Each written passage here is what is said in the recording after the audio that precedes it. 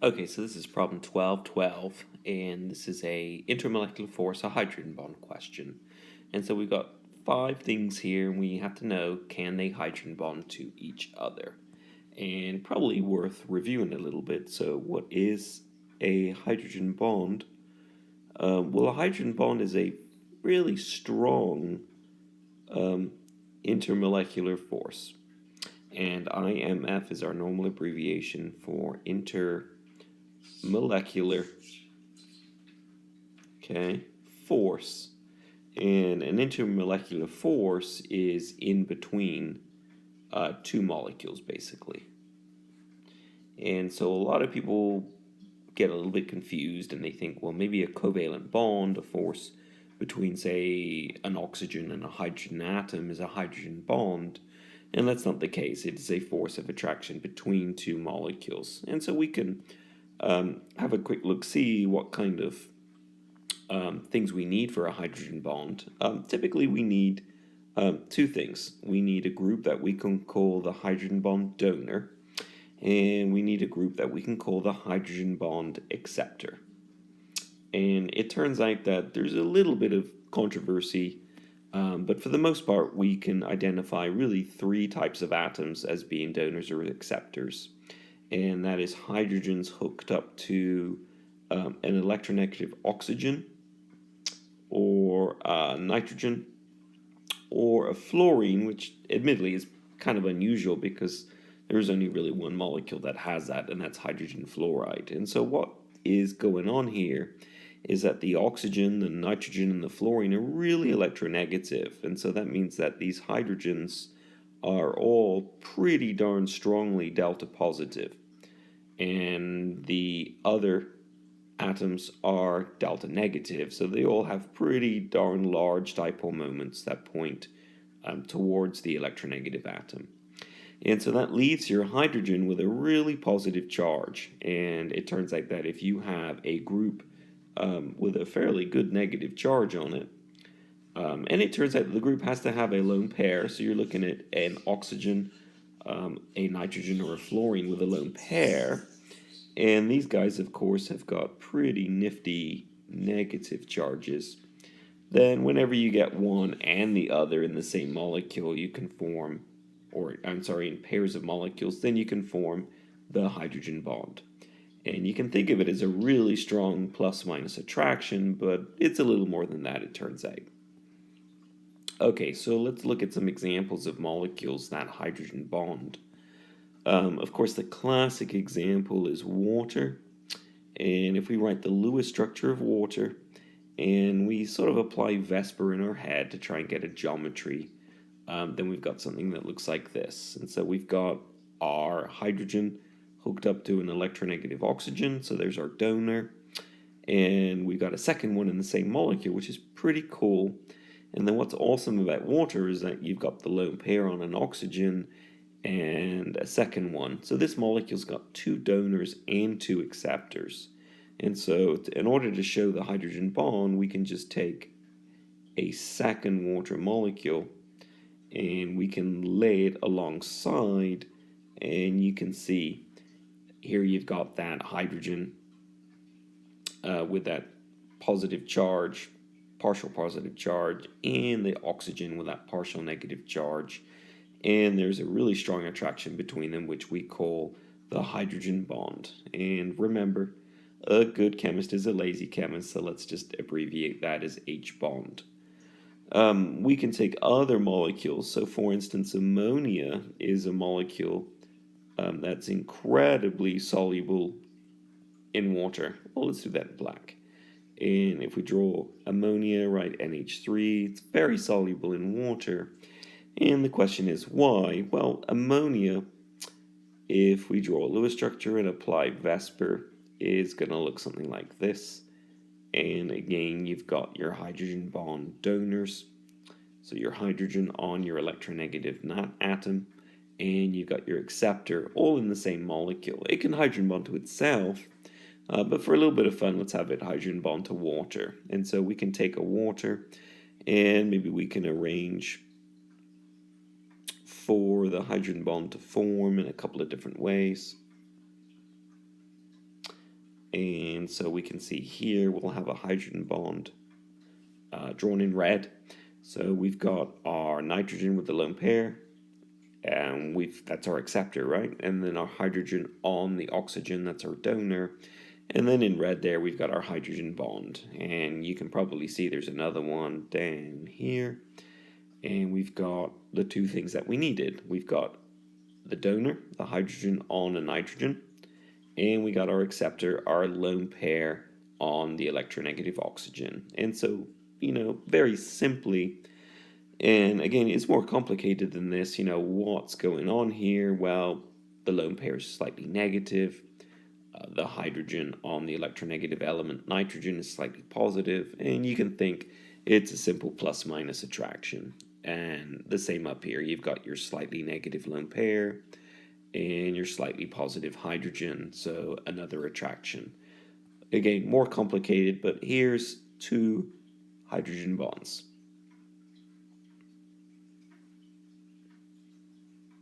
Bingo. Of course, we didn't really answer the question, did we? So the question said, given these 5 molecules here, can they hydrogen bond? And so we can look at each one in turn and just look out for the donor and the acceptor. And we can see C2H6 is not going to work, but just for fun, we can try and draw a Lewis structure. Again, Lewis structures, we have to be able to draw them pretty quickly. And so one very fast, efficient method is to remember that if you look at the atoms on the periodic table, the number of bonds seems to match up with their group number. And so if you look at the top of group 4, you've got carbon. It likes to make 4 bonds. The top of group 5, you've got nitrogen. Next to it, it likes to make 3 bonds. And to complete its octet, it needs a lone pair. Oxygen, top of group 6, likes to make 2 bonds. And to complete its octet, 2 lone pairs. And then group 7, some people put hydrogen here. Well, who knows where we should put hydrogen. But certainly our halogens are all going to form 1 bond.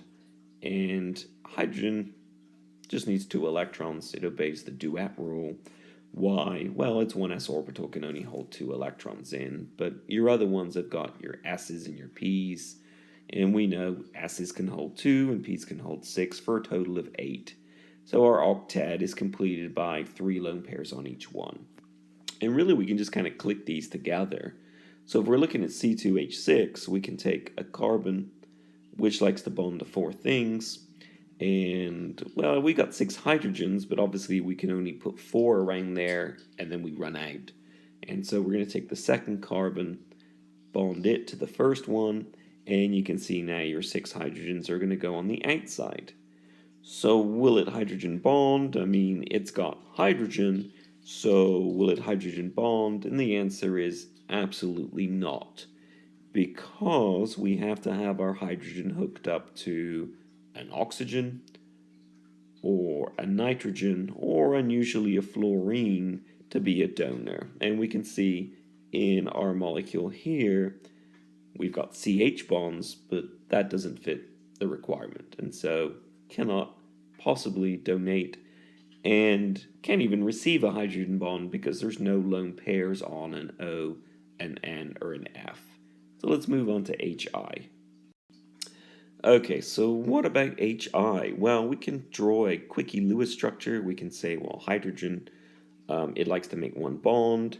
Iodine, like all those guys in group 7, the halogens, right, they like to make 1 bond. They can bond to each other. In order to satisfy the octet, we need our lone pairs. So again, it looks a little more promising. We need a hydrogen on an electronegative atom such as O, N, or F. Well, there's our hydrogen. Iodine's not super electronegative. It's not one of the 3 elements that we need to see. So it doesn't have a hydrogen bond donor, doesn't even have an acceptor. So the answer is nope, it will not hydrogen bond to itself.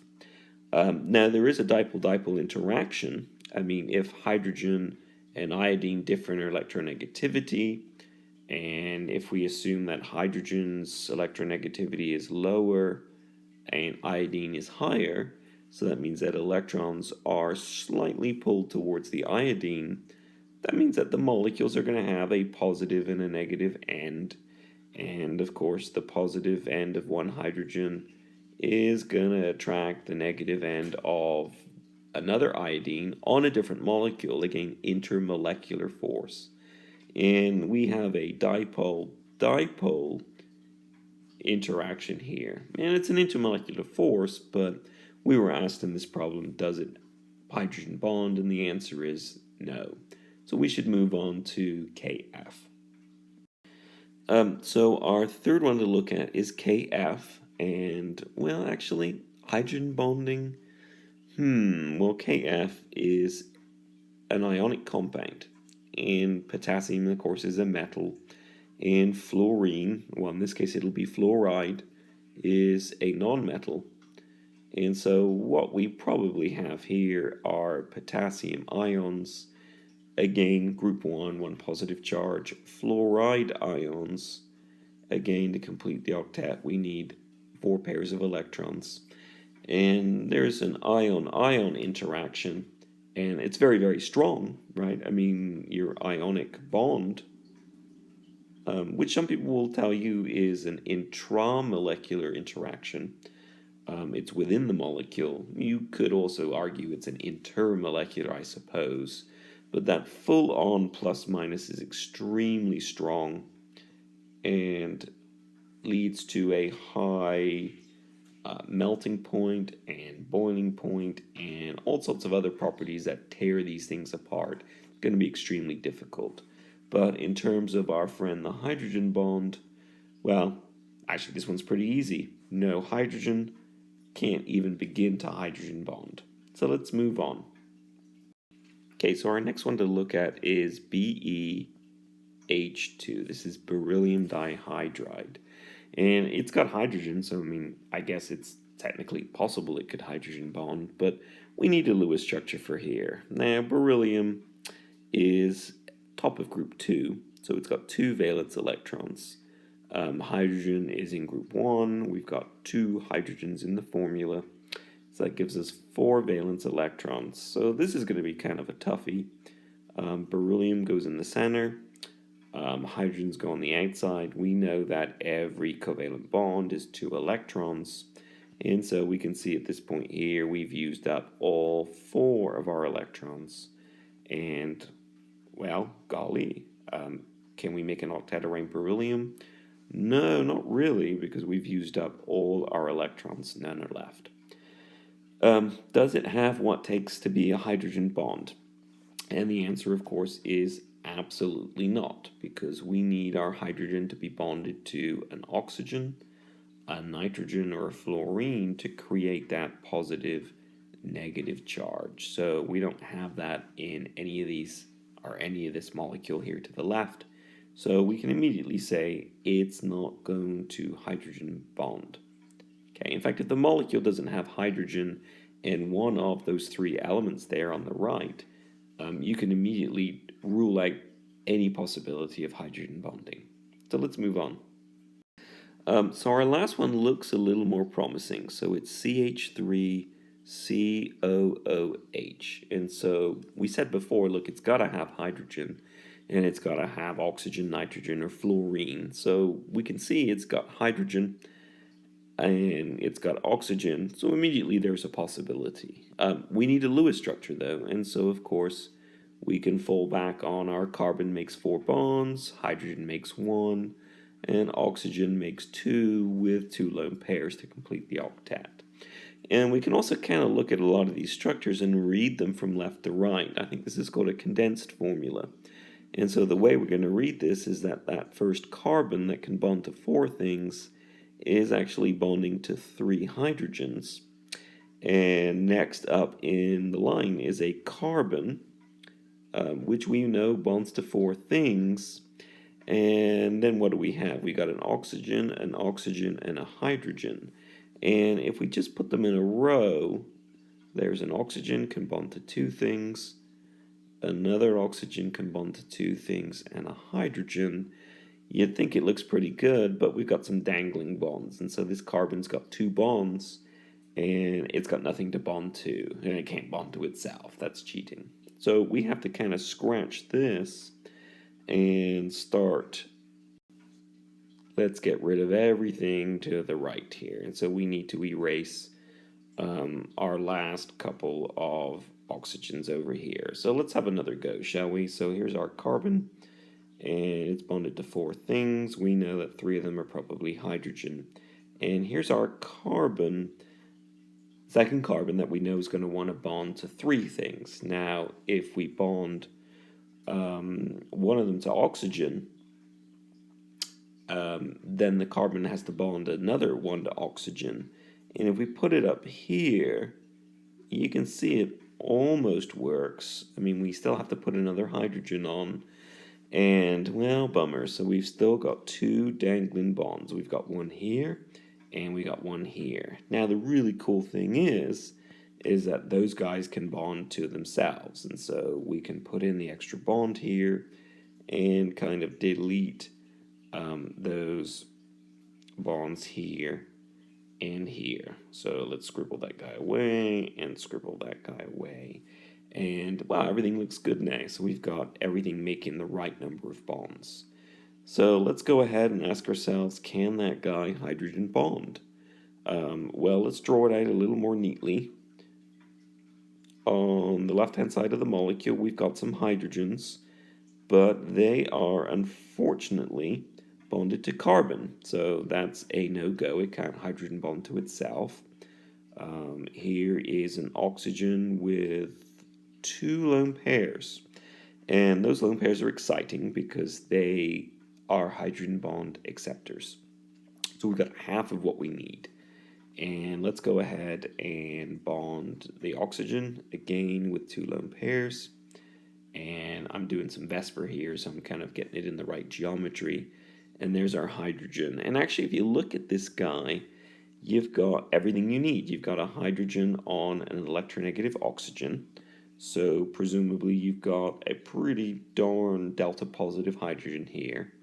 And you've got several choices here, but we've got up here a lone pair on an oxygen. And so this guy can hydrogen bond to itself. And let me just go ahead and show you how to do this. I'm going to make another copy of this molecule and I'm going to flip it. And so I'm going to start with a hydrogen on the right hand side of the last molecule here. And gosh, I'm going to join it to that oxygen. Okay, which is joined to a carbon, double bonded to oxygen, and then the CH3 group, which we actually call a methyl group, by the way. And we can show those hydrogen bonds because we've got the hydrogen on electronegative oxygen as our donor. We've got our lone pair on oxygen, different molecules, right? So this is an intermolecular hydrogen bond. And we've also got the same thing going on down here, except now we've got the lone pair on that right-hand molecule on the oxygen, which is an acceptor, hydrogen bonding to the hydrogen on the oxygen on the other molecule. So this guy has got 2 hydrogen bonds between the 2 molecules. So the answer is, yep, this guy will hydrogen bond to itself.